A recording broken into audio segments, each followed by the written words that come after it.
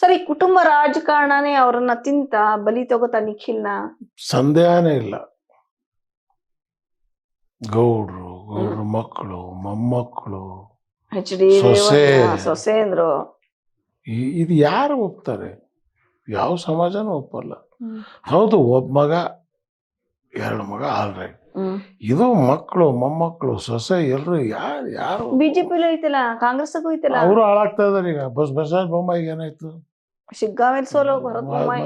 ಮತ್ತೆ ಯತೀಂದ್ರ ಗೆದ್ದಿದಾರಲ್ಲ. ಎಲ್ಲಿ ಅವ್ರ ಕ್ಷೇತ್ರ ಬಿಟ್ಕೊಟ್ಟಿದ್ದಾರೆ ಅವ್ರಿಗೆ. ಅವ್ರ ಕ್ಷೇತ್ರ ಒಬ್ಬ ಮಗ. ಎಸ್, ಯತೀಂದ್ರ ಇದಾರಲ್ಲ. ಎಸ್, ಒಬ್ಬ ಇದಾರೆ. ಸರ್ ಈಗ ಕುಟುಂಬ ರಾಜಕಾರಣ ಅನ್ನೋದು ಅದು ಹಳೆ ಲೇಬಲ್ ಅಲ್ವಾ? ಆದ್ರೆ ಇದು ಎಲ್ಲ ಪಕ್ಷಕ್ಕಿದೆ. ಬಿಜೆಪಿಲಿದೆ, ಬಿ.ವೈ. ರಾಘವೇಂದ್ರ ಇದ್ದಾರೆ, ಬಿ.ವೈ. ವಿಜೇಂದ್ರ ಇದ್ದಾರೆ, ಒಬ್ಬ MP, ಶಾಸಕ, ಬಿಜೆಪಿ ರಾಜ್ಯಾಧ್ಯಕ್ಷ, ಇನ್ನು CM ಸಿದ್ದರಾಮಯ್ಯ, ಯತೀಂದ್ರ ಅವ್ರ ಶಾಸಕ. ಕುಟುಂಬ ರಾಜಕಾರಣ ಎಲ್ಲ ಮುಳಿಸ್ತಾ ಇದ್ದಾರ ಅಂತ. ಒಂದ್ ತಂದೆ, ಒಬ್ಬ ಮಗ.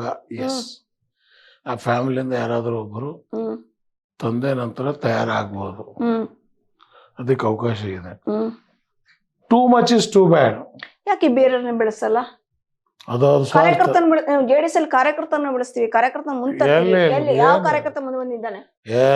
ಯಾವ್ದು ಇಲ್ಲ, ಎಲ್ಲ ಮುಗಿಸೇ ಬಿಟ್ರು. ಅಂದ್ರೆ ಜನವರಿ ತನಕ ನಿಮ್ಮ ಏನು ಓಡಾಟ, ನಿಮ್ಮ ಪಿಕ್ಚರ್ ರೆಡಿ ಆಗೋದು, ಫಿಲ್ಮ್ ರೆಡಿ ಆಗೋದು ಎಲ್ಲ ರೆಡಿಯಾಗಿ ಸಿದ್ಧ ಆಗೋದು ಜನವರಿಗೆ. ಅದು 28ಗೆ. ಇನ್ನೂ ಕಾಯ್ಬೇಕು. ಮುಂದಿನ ವರ್ಷ ಜನವರಿಗೆ ಒಂದು ರೂಪರೇಷೆ ಆಗಿ ಶುರು ಆಗತ್ ಕೆಲಸ.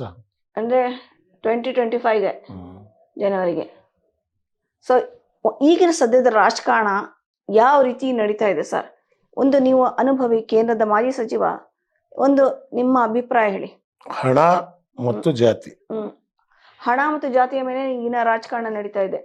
ನಿಮ್ಮ ಪ್ರಾದೇಶಿಕ ಪಕ್ಷ ಬಂದ್ರೆ ಅಥವಾ ತೃತೀಯ ರಂಗ ಬಂದ್ರೆ ಇವೆರಡನ್ನು ಬಿಡ್ತೀರಾ? ಹಣನೂ ಇಲ್ಲ, ಜಾತಿನೂ ಇಲ್ಲ, ಓನ್ಲಿ ಜನ, ಸಜ್ಜನರು.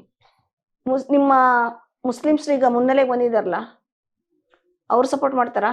ಎಲ್ಲ ಸಮಾಜದವ್ರು ಮಾಡ್ತಾರೆ. ನಾನು ಯಾವತ್ತು ನಾನು ಮುಸ್ಲಿಂ ನಾಯಕ ಅಂತ ಅನಿಸ್ಕೊಂಡೇ ಇಲ್ಲ. ಹೌದು, ನೀವು ಅನ್ಸ್ಕೊಂಡಿಲ್ಲ. ಇಲ್ಲ, ಅವಶ್ಯಕತೆ ಇಲ್ಲ.